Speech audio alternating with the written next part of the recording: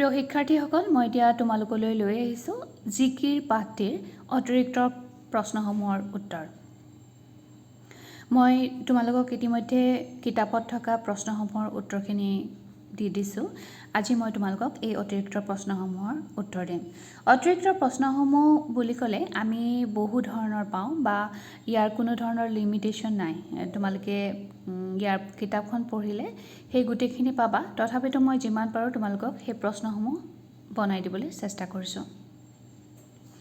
প্ৰথম প্ৰশ্নটো হৈছে জিকিৰৰ অৰ্থ কি? উত্তৰত স্মৰণ কৰা বা ঘনে ঘনে উচ্চাৰণ কৰা। আৰু তোমালোকে এইবুলিও লিখিব পাৰা যে জিকিৰৰ অৰ্থ হৈছে স্মৰণ কৰা বা ঘনে ঘনে উচ্চাৰণ কৰা। আমি যেতিয়া প্ৰশ্নটোত থকা বাক্যটো লিখোঁ তেতিয়া আমাৰ উত্তৰটো শুৱনি হয়। ২ নম্বৰ প্ৰশ্নটো মেমিন বুলিলে কি বুজা? উত্তৰ হৈছে বিশ্বাসী মুছলমান। আমি এনেকৈও লিখিব পাৰোঁ মেমিন বুলিলে আমি বিশ্বাসী মুছলমানসকলক বুজি পাওঁ। জিকিৰ কি গীতৰ লগত তুলনা কৰিব পাৰি? উত্তৰত আমি ক'ব লাগিব জিকিৰক স্তুতি গীতৰ লগত তুলনা কৰিব পাৰি। নেক্সট প্ৰশ্ন আজান ফকীৰৰ প্ৰকৃত নাম কি আছিল? আজান ফকীৰৰ প্ৰকৃত নাম হজৰত শ্বাহ মিলন বা সৈয়দ মাইমুদ্দিন এনেকৈ লিখিব পাৰা। এইটো নিলিখিলেও হ'ব। তোমালোকে হজৰত শ্বাহ মিলন বুলিও লিখিব পাৰা।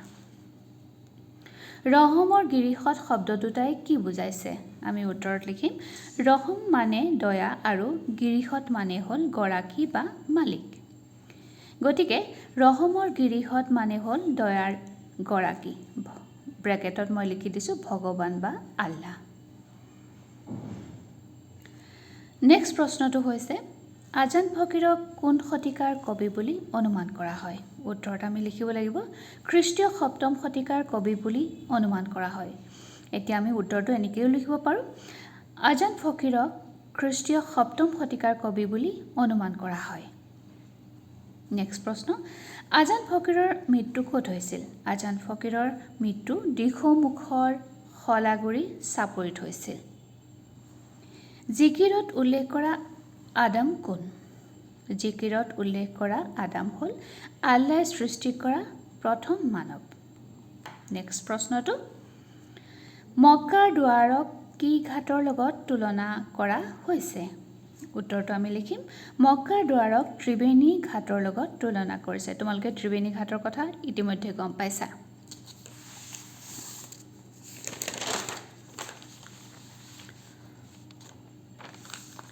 এতিয়া নেক্সট প্ৰশ্নটো হৈছে সজাৰ মইনাটি বুলি কিহক বুজোৱা হৈছে?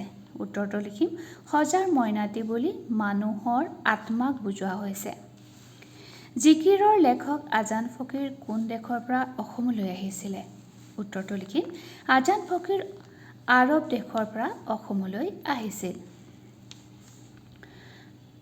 নেক্সট প্ৰশ্ন কুতুবৰ অৰ্থ কি?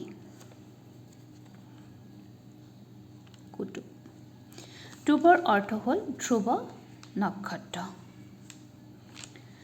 আহোম ৰজাই কাৰ ফটোৱে আজান ফকীৰৰ চকুক কঢ়াইছিল? মানে চকুটো উলিয়াই দিছিল। তেওঁৰ উত্তৰ লিখিব লাগিব ৰূপাই দা ধৰা নামৰ মুছলমান বিষয়াৰ ফটোৱে চকু কঢ়াইছিল। ৰূপাই দা ধৰা এইটো তোমালোকে গেপ নিদি ইয়াতে কণ্টিনিউ লিখিব পাৰা ৰূপাই দা ধৰা। খুদা ৰচুল লুকাই আছে মমিনৰ আঁৰত।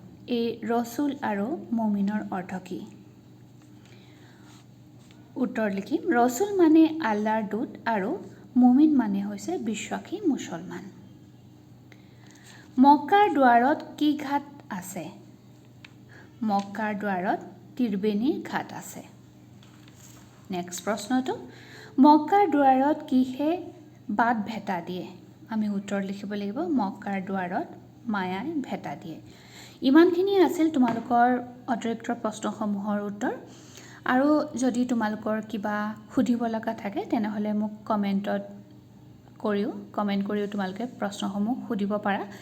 আৰু যিমান পাৰা তোমালোকে লেচনবোৰ পঢ়িবলৈ চেষ্টা কৰিবা। তেতিয়া সেই পাঠটিৰ তোমালোকৰ আয়ত্তলৈ আহিব আৰু উত্তৰসমূহ লিখাত সহজ হ'ব।